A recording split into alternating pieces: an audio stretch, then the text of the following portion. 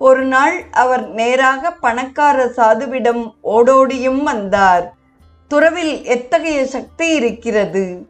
என்னுடையதை போன்று துறவு உண்மையானதாக இருக்க வேண்டும். நீர் உண்மையில் செல்வத்தையும் குடும்பத்தையும் துறந்திருக்கிறீர், சரிதான்.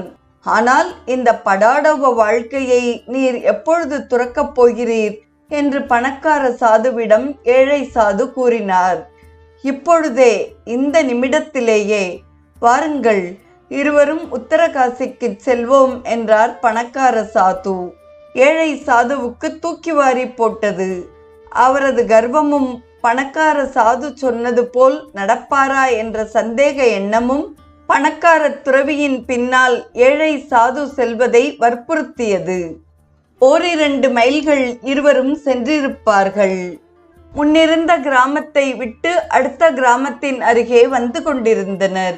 அப்பொழுது ஏழை சாதுவுக்கு திடீரென ஒரு விஷயம் நினைவுக்கு வந்தது.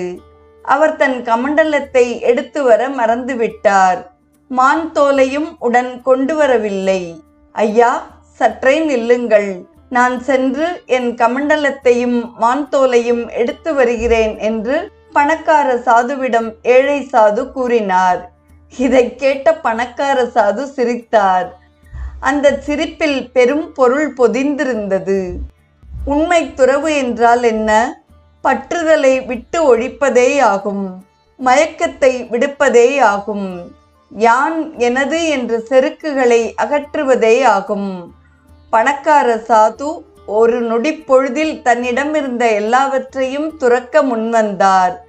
ஆனால் ஏழை மனிதன் தமது கமண்டலத்தினிடமும் மான் தோலிடமும் கொண்ட பற்றுதலை கைவிடாது பற்றி நின்றார் என்பதாக கதையை அழகுற நிறைவு செய்கிறார் நம் பூஜ்ய ஸ்ரீ சுவாமி சிவானந்தர். அடுத்ததாக